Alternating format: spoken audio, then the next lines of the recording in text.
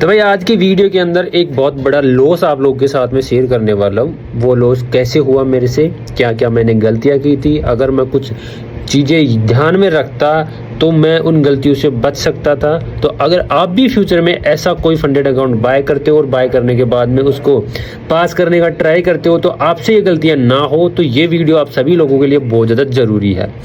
तो मैंने एक ब्रेकआउट से $1,00,000 का फंडेड अकाउंट बाय किया था।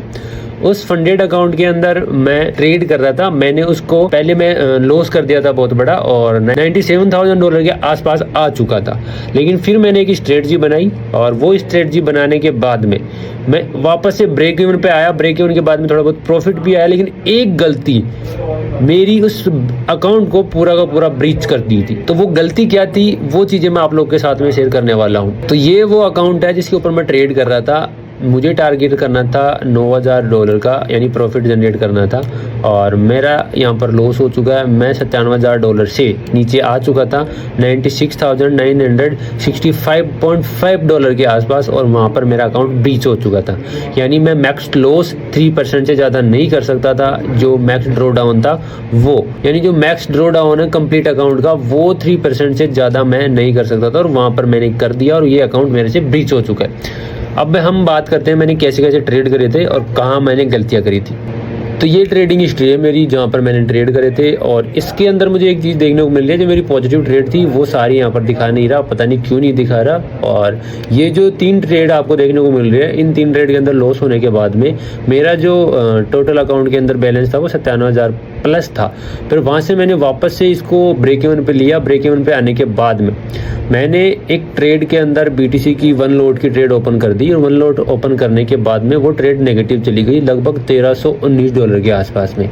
अब उस ट्रेड को मैंने मैनेज करने के लिए एक इथीरियम की 25 लॉट की जो ट्रेड थी वो भी ओपन कर दी। अब बिटकॉइन की ये जो ट्रेड चल रही थी वो चल रही थी शॉर्ट की, और शॉर्ट ओपन करने के बाद में मैंने FVG से शॉर्ट किया था, लेकिन मार्केट वहाँ से FVG को रेस्पेक्ट नहीं करा और ऑर्डर ब्लॉक को रेस्पेक्ट करके वहाँ से क्रैश करना शुरू किया। तो मेरे सेटअप के अकॉर्डिंग तो ये ट्रेड सही थी, मैंने थोड़ा सा SL बड़ा कर दिया था। बाकी मैं इस ट्रेड के अंदर नेगेटिव जाते हुए मैं वापस से अकाउंट को मैनेज करने के लिए एक इथीरियम की जो ट्रेड थी लॉन्ग साइड की वो ओपन कर दी, ताकि अकाउंट के अंदर ओवरऑल बैलेंस रहे।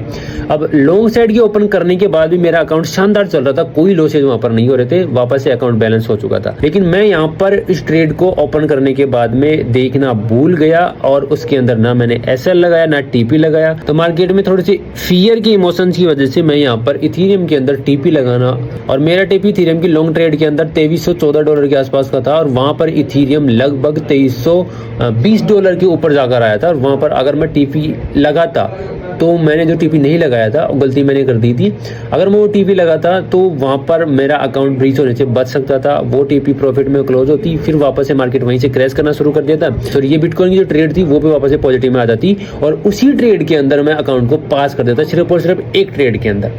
लेकिन मैंने यहाँ पर जो गलतियाँ करी, पहली गलती तो मैंने ये करी कि ये जो बिटकॉइन की पोजीशन मैंने ओपन करी थी वो पोजीशन 1 लॉट के लिए ली। मैक्सिमम हमें 5% के साथ में ट्रेड करनी चाहिए अगर हम किसी भी फंडेड अकाउंट को ट्रेड कर रहे हैं तो मैक्सिमम, बाकी आप 1% 2% के साथ भी कर सकते हो।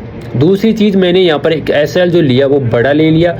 अब SL बड़ा होने की वजह से मुझे यहाँ पर थोड़ा सा पैनिक हुआ, फियर हुआ, और मैंने वहाँ पर उस ट्रेड को मैनेज करने के लिए या अकाउंट को ब्रीच होने से बचाने के लिए इथीरियम की 25 लॉट की ट्रेड ओपन कर दी। और उस ट्रेड को ओपन करने के बाद भी अकाउंट बैलेंस था, वहाँ तक भी मैं चीज़ें सही चल रही थी, लेकिन 25 लॉट की इथीरियम की ट्रेड ओपन करने के बाद में लॉन्ग साइड की मैं यहाँ पर प्रॉफिट या TP लगाना भूल गया, और यही मेरी सबसे बड़ी गलती हुई, जिसकी वजह से मैंने ये जो फंडेड अकाउंट था वो ब्रीच कर दिया, जो कि $1,00,000 का फंडेड अकाउंट था। अब ये $1,00,000 का फंडेड अकाउंट कितने में बाय होता है वो आपको ऑलरेडी पता है। तो मेरे से जो गलतियां हुई है वो गलतियां मैंने आप लोगों के साथ में शेयर करी है, और आप लोग इस वीडियो को अगर देख रहे हो तो मुझे ये उम्मीद है कि आप भी फ्यूचर में ऐसी गलतियां नहीं करेंगे, हमेशा मैक्सिमम 5% के साथ में ट्रेड करेंगे, TP SL जरूर से लगाएंगे, अपने सेटअप के अकॉर्डिंग ट्रेड को चलने देंगे। जो हमारा SL है उस तक अगर मार्केट जा रहा है, वहाँ से गिरना शुरू कर रहा है तो कोई प्रॉब्लम नहीं है। हमारा SL हिट होने के बाद में मार्केट गिरे या पंप करे तो होने दो, लेकिन हमारे सेटअप के अकॉर्डिंग ट्रेड चलनी चाहिए। लॉट साइज हमेशा मिनिमम रखे, ज़्यादा नहीं ले। इमोशंस की वजह से या फिर पैनिक की वजह से, फियर की वजह से अपने सेटअप को बदले नहीं। हमेशा अपना जो सेटअप होता है, जो हम फ्री माइंड के अकॉर्डिंग बनाते हैं, उसी सेटअप के अकॉर्डिंग मार्केट में हम ट्रेड करें, तब जाकर हमारा जो ये अकाउंट है या कोई भी फंडेड अकाउंट है वो हम ईजिली पास कर सकते हैं। तो आई होप ये वीडियो आपको अच्छा लगा होगा। अगर वीडियो अच्छा लगा तो वीडियो को लाइक से कमेंट करना बिल्कुल मत भूलना और मिलते हैं नेक्स्ट वीडियो में। तब तक के लिए जय श्री राम।